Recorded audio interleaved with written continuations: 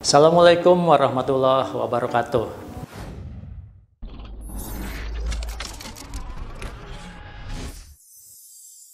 Jumpa lagi dengan kami dari PT GRI Reliansi Indonesia, perusahaan konsultan Quality Management System yang bergerak di bidang advisory, consulting, training, risk assessment, gap analysis, dan second party audit. Kawan GRI pada tahun 2014 silam di Jepang pernah terjadi penarikan produk frozen food sekitar 6,4 juta bungkus yang terdiri dari kroket, frozen pizza, dan chicken nugget. Sebabnya adalah ditemukan kontaminasi sejenis pestisida dalam produk tersebut. Dalam penyelidikannya, polisi menemukan bahwa ada pekerja kontrak di perusahaan di mana produk tersebut dihasilkan melakukan penambahan zat berbahaya atau malicious kontaminasi ke dalam produk, yaitu dengan menambahkan sejenis pestisida. Pejabat perusahaan dalam penjelasannya kepada pihak berwenang menjelaskan bahwa mereka telah melakukan pengujian produk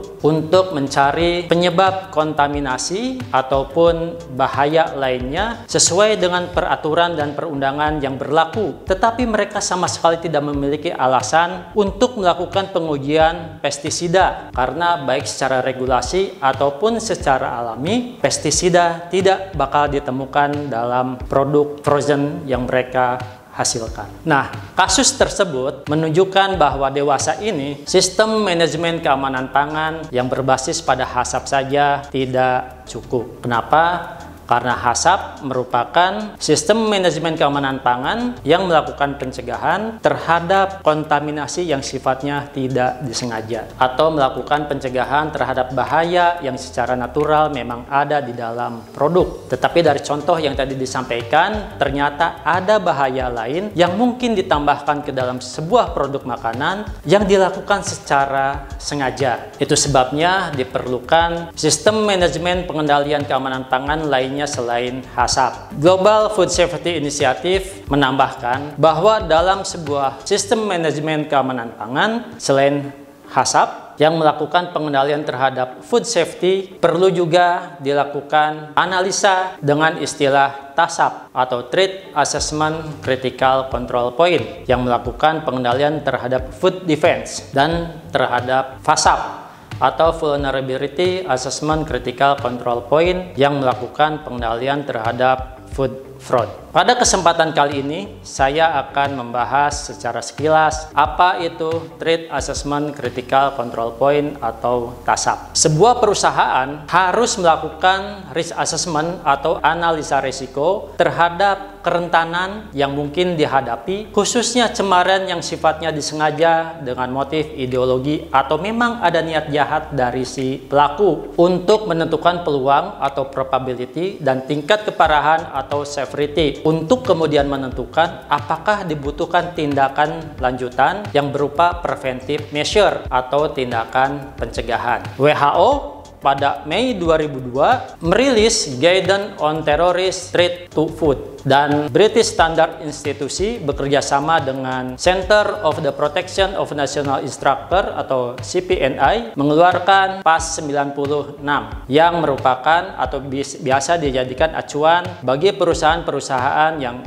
ingin mengaplikasikan TACCP atau Threat Assessment Critical Control Point. Berdasarkan panduan yang dikeluarkan oleh GFSI tadi atau Global Food Safety Initiative tadi, maka berbagai standar keamanan pangan seperti BRC ataupun FSSC dan standar-standar lainnya yang diakui oleh GFSI mempersyaratkan agar setiap organisasi yang ingin disertifikasi dengan sistem mereka menerapkan juga prosedur keamanan pangan atau yang dikenal dengan food defense. FSSC misalkan mensyaratkan bahwa setiap organisasi yang akan disertifikasi dengan sistem FSSC menerapkan atau membuat yang namanya threat assessment. Selain itu juga perusahaan tersebut harus membuat atau menciptakan control measure dan membuat plan atau perencanaan bagaimana threat assessment tersebut akan dilaksanakan. Threat Assessment Critical Control Point atau TACCP merupakan tahapan yang sistematis yang digunakan untuk mengidentifikasi ancaman bahaya yang bisa bisa dilakukan baik oleh individu ataupun oleh organisasi atau kelompok, sehingga perusahaan bisa mengimplementasikan tindakan pencegahan untuk meminimalkan peluang dari usaha-usaha mengkontaminasi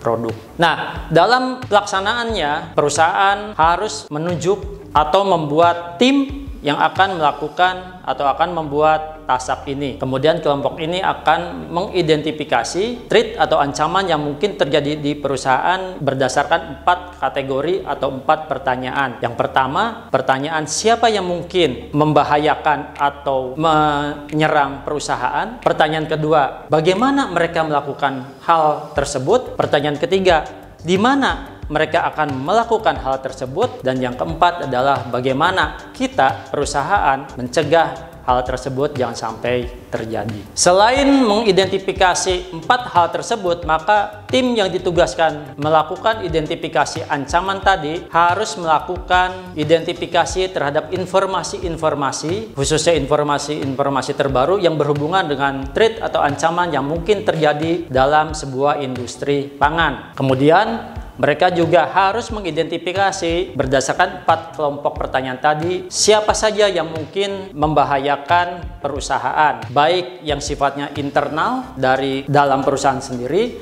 ataupun yang sifatnya eksternal yang datangnya dari luar perusahaan. Kemudian tim tadi juga harus melakukan identifikasi bagaimana kelompok yang tadi sudah diidentifikasi berpeluang melakukan ancaman terhadap perusahaan, misalkan dengan melakukan sabotase, malisius kontaminasi, spionase, pencurian, ataupun dengan pengancaman. Dan kemudian tim tersebut juga harus mengidentifikasi di mana kira-kira orang-orang yang diidentifikasi melakukan ancaman tersebut melakukan tindakannya, apakah di level perusahaan, apakah pada tahapan proses produksi, atau mungkin melakukan ancaman terhadap produk itu sendiri. Tim itu juga harus melakukan identifikasi terhadap impact yang mungkin disebabkan atau diakibatkan oleh tindakan dari agresor atau penyerang atau pengancam tadi. Tindakan-tindakan tersebut apakah berakibat terhadap produk, terhadap reputasi, terhadap aset, ataukah terhadap karyawan. Tim juga harus melakukan